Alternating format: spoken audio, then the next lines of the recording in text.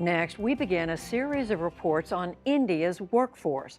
Last year, the country became the world's fastest growing economy, but the benefits have eluded many of its citizens.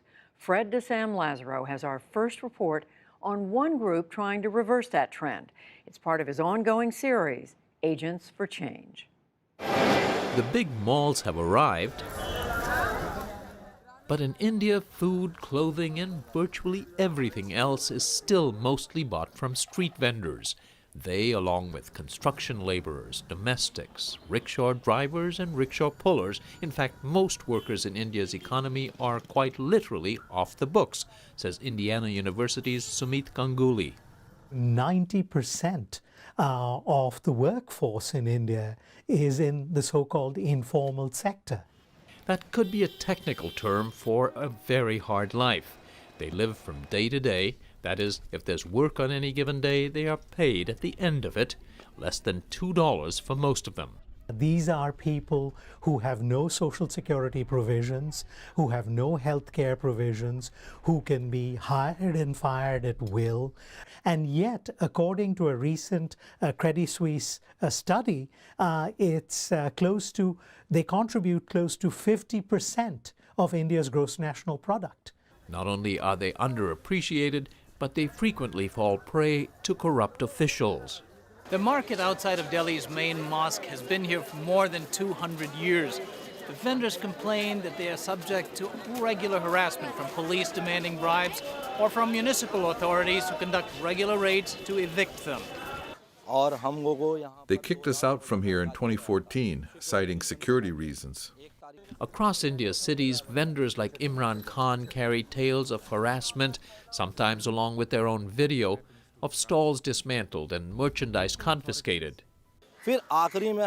Then finally we went to NASVI, to Arvind, and he said, "You have only one option, straight to court." Social activist Arvind Singh founded NASVI, the National Association of Street Vendors. All those who were kicked out, have them come to the office tomorrow. We ran into Singh in another Delhi market where he was getting the familiar complaints from merchants. We had gone to court for these vendors, and in recent days there have been some trouble. They're still being harassed. Yes. For 20 years since it began, Singh's group has organized various informal workers. It lobbied successfully for a law to protect street vendors, calling for a zoning and permit system, and until it's in place, the court said no one can be evicted. The problem, many officials simply flout the new law, preying on a population that is poorly educated and doesn't fully understand it or their rights. This 19-year-old said he'd been in business for a year, selling this street food staple called pani puri. So how much did they take from you? Who? The municipality people. Nothing. I don't give any money. He worried at first about reprisals, but did finally tell us he bribes the authorities about $1.50 each time they come around. That's a third to a half of a day's pay. But protecting vendors like him is only the first step. The second is to improve their skills. He's obviously untrained, he's using his bare hands. What would you do with him? The first thing is definitely to organize, so he becomes part of the organizing process. Then secondly, he goes for the training. With help from the tourism ministry and the hospitality industry, Singh's organization has put thousands of street food vendors through training on food preparation, handling, service, and storage. Using street food festivals, the group's message to vendors is that with better hygiene and food safety, their business can grow. But Singh says the new economy, geared very much to the middle class, must begin to help the much larger number below it to join it. All what we need in a country like us is equality of opportunity. It's very much part of our constitution that there has to be equality of opportunity. I mean, you can get a loan for car, you can't get a loan for buying a rickshaw. Today, some 350,000 people across India pay a small membership fee to belong to Singh's group.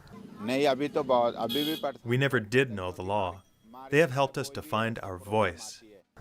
Manoj Kumar Rane says being organized has allowed vendors in his neighborhood to assert their rights. There are still reports of harassment from the cops and city people, he says, but far fewer than before. Nidan has also started microfinance programs and encouraged members to form local co-ops and savings clubs. Rani Harban's Kaur helped start this club, whose members pool their savings to make small loans. Kaur, who's 40, has graduated over the years from a sidewalk stall to a brick-and-mortar store.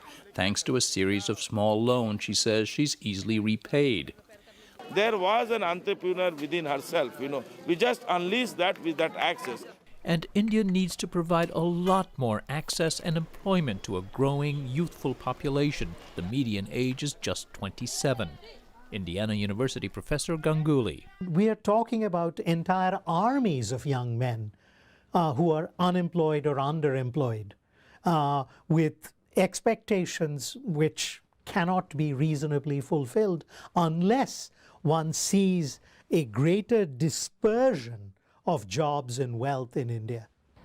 Most of those young workers will likely wind up fending for themselves in the informal economy.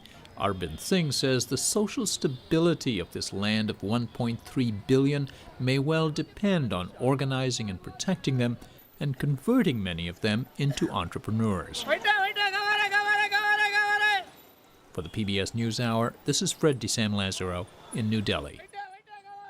In his next report, Fred looks at the plight of workers in a remote rural region where debt and a deadly disease trap many in poverty. Fred's reporting is a partnership with the Undertold Stories Project at the University of St. Thomas in Minnesota.